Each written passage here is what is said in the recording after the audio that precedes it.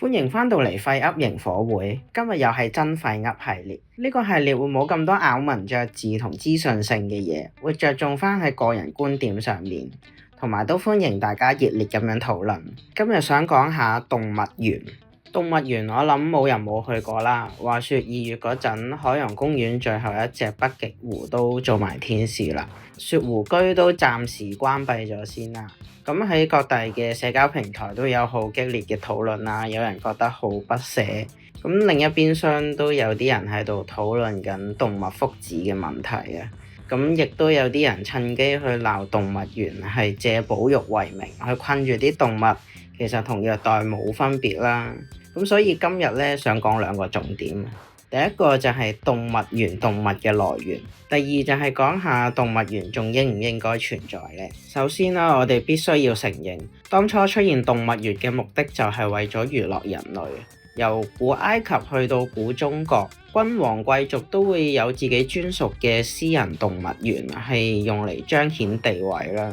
去到19世紀啊，動物園走入大眾嘅視野，成為咗大眾娛樂活動嘅一部分。當中絕大部分嘅動物咧，其實都係買啦或者直接捉翻嚟嘅。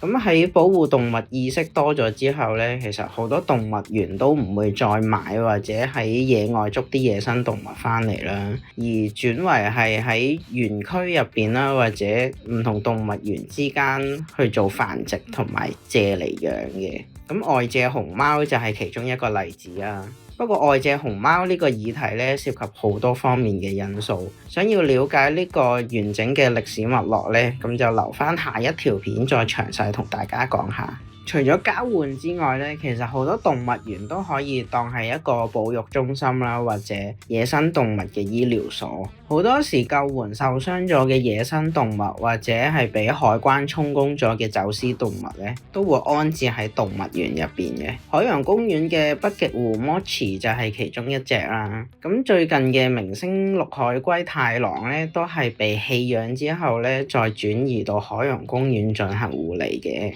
無論係交換定係走私棄養嘅接收啦，大多市民對於呢啲背景都唔會有興趣啦，甚或乎呢頭睇完新聞嗰頭就唔記得咗㗎啦。然後喺另一邊又一面倒咁話唔應該養呢啲動物又點點點咁，要出一張嘴係好容易啊，而且亦都冇乜責任要負。但係默默耕耘嘅人就要承受呢啲言語暴力咯。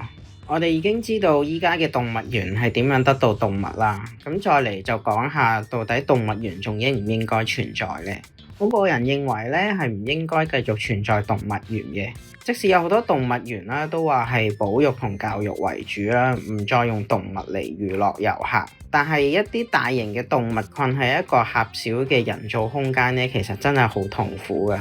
就好似一個人住2房1廳會舒服啲啊，定係住一間劏房會舒服啲咧？更何況我哋係冇辦法100% 還原到野生環境，亦都冇辦法100% 俾到所有野生環境會有嘅食物啊！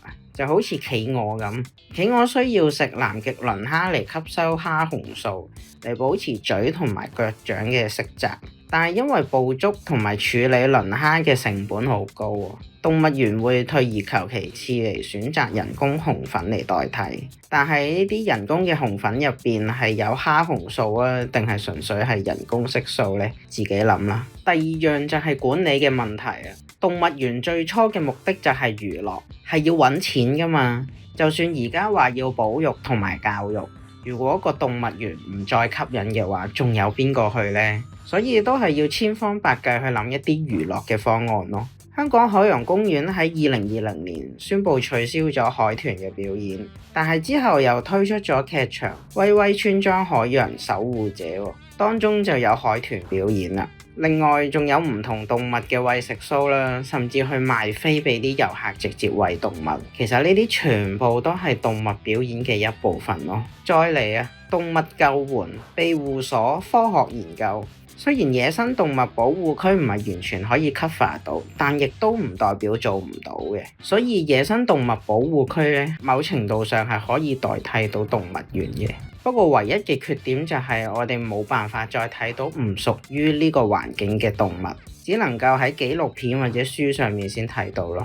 最後，如果你認為動物園係應該要繼續存在嘅，下面留言打個一字；如果係覺得唔應該繼續存在嘅，留言打個二字，同埋講下點解。今條片就係咁多，我哋下個營火會再見，拜。